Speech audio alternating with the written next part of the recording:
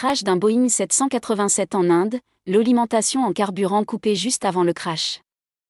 Un mois après le crash qui a fait 260 morts, un rapport préliminaire du Bureau indien d'enquête sur les accidents aériens indique que les interrupteurs d'alimentation en carburant des moteurs se sont mis en position arrêt juste avant l'impact. Un mois après, les circonstances autour du crash du Boeing d'Air India se précisent. Selon un rapport d'enquête préliminaire publié ce samedi, les interrupteurs d'alimentation en carburant des moteurs de l'appareil, qui s'est écrasé peu après le décollage le 12 juin, tuant 260 personnes, se sont mis en position arrêt juste avant l'impact. Le rapport, publié par le Bureau indien d'enquête sur les accidents aériens, AIB, ne tire aucune conclusion et n'attribue aucune responsabilité. Il indique qu'un pilote a demandé à l'autre pourquoi il avait coupé le carburant, le second pilote répondant qu'il ne l'avait pas fait.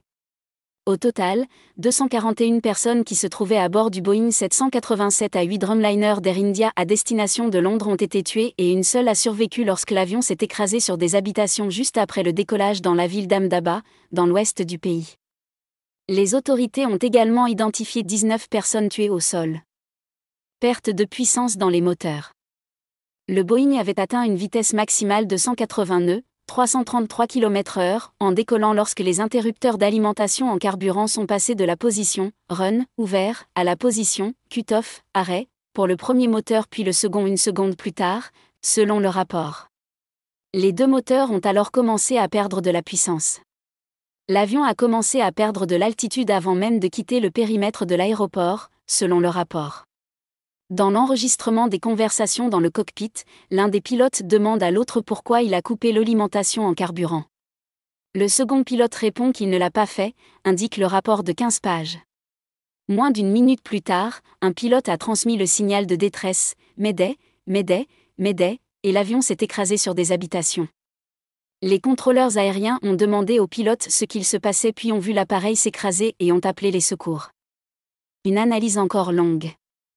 Le site spécialisé The Air Current, citant cette semaine plusieurs sources au fait de l'enquête, a indiqué que celle-ci s'était récemment concentrée sur le mouvement des interrupteurs d'alimentation en carburant des moteurs, à la suite d'une analyse des enregistreurs intégrés de données de vol et de données vocales de l'appareil.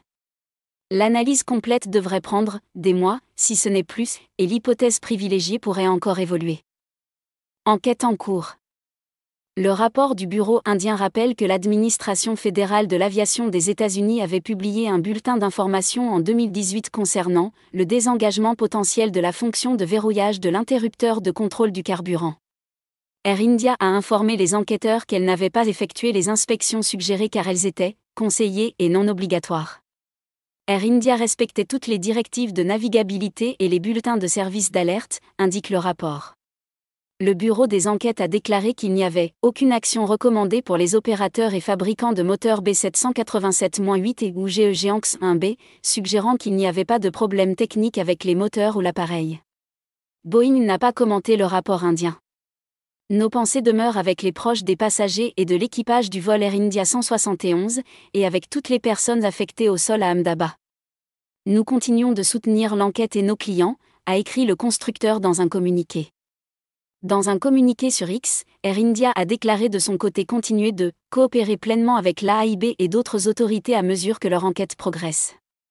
L'enquête est toujours en cours, a ajouté le bureau indien, précisant que des éléments supplémentaires et des informations ont été demandés aux parties prenantes. L'Organisation de l'aviation civile internationale, OACI, stipule que les États dirigeant l'enquête doivent soumettre un rapport préliminaire dans les 30 jours suivant un accident. Des enquêteurs des États-Unis et du Royaume-Uni ont participé aux investigations.